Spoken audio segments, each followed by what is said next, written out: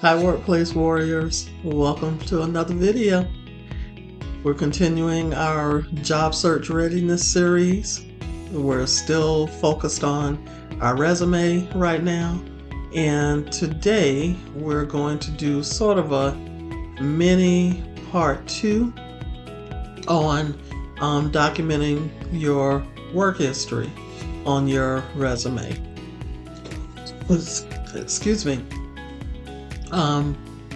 And we're also going to talk about when it is advantageous to list your work history before your education. So let's jump right into it.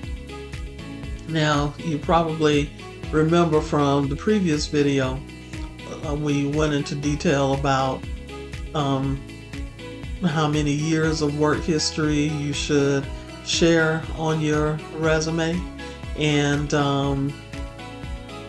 how many bullet points you should include for each description or accomplishments that you should list under each job that you've held. So let's kind of do an extension of that number of years of experience that you should share. I did share with you that 10 years is proper or best according to wise job search advice or guidance. However, you can share others, but let me give you a little tip on how you can use resume real estate, that space on that paper, which is limited, more wisely. Once you share 10 years of detailed work experience, work history on your resume, if you have additional direct related jobs that you've held and you want to put them on your resume, and I do this too, just don't give the detail, because, like for instance, if you were an architect 1 at 2 or 3 different employers, 9 times out of 10, the majority of the core duties and responsibilities are going to be the same from one company to the other if you are an architect 1. And that's what happens when you are on a career track.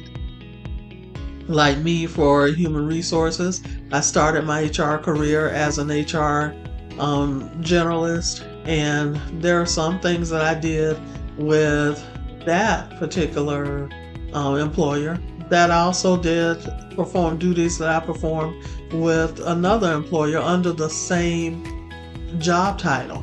And so just keep that in mind. There's no need to keep repeating the same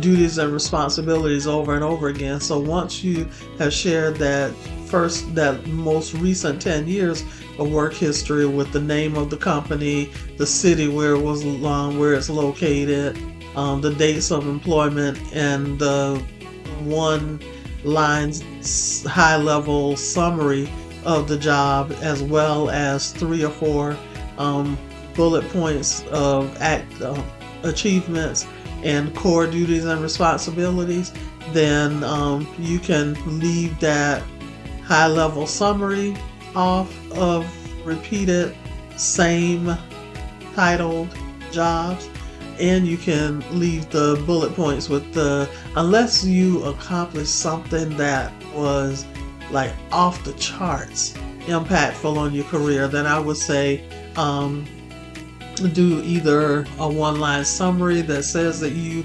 achieved this particular career catapulting achievement or goal, or just list that one bullet point and indicate what that achievement was, and do that for each job. What I started doing is, after the 10 years, I just list the title of the position, comma, name of the company, and then excuse me, and then I list the dates that I worked in the position.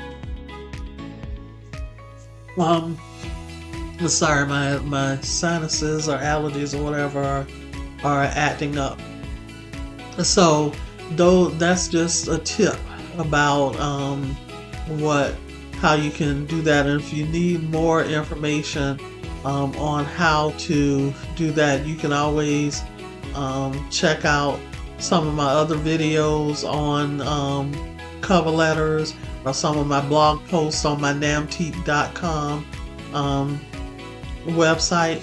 You can check out other articles on cover letter writing as well. Then, as far as when it is most advantageous to list your work history before on your resume before you list your education, is very, very easy to determine. If you have reached the 3 or 4 year mark of hands-on direct job related experience in your career field of choice, then you need to switch and start listing your work experience on your resume before you list your education.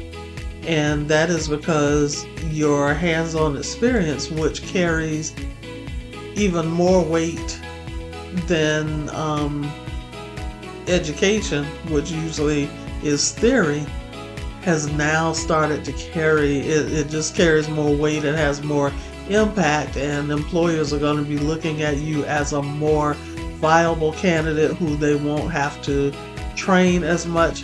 Why? Because you've gotten to the point where you're in the sweet spot, entering the sweet spot of that balance of hands-on experience versus directly related education.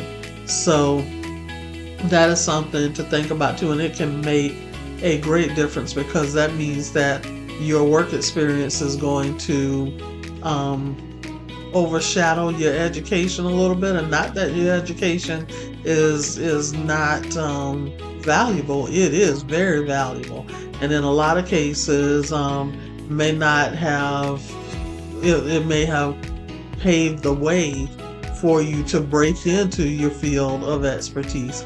But once you start to get a significant amount of hands-on direct job-related education, you're going to see that your marketability is going to increase exponentially. You're going to start getting more interest, especially if you go out on the various job boards like LinkedIn, Indeed, Career Builder, Monster, ZipRecruiter, and others. You're going to see that you're going to get much more interest at that between 3 and 5 years of experience. You're going to be like, man, what happened?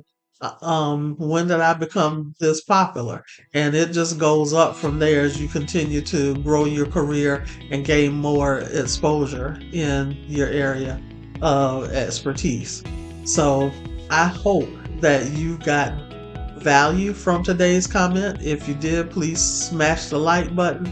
Let the algorithms know that you like this content, you found value in it, and you know that others are out there who will find value in it too, because I'm on a mission to help you live your very best career life. So I need your help otherwise as well. I need you to share this content with your network as well.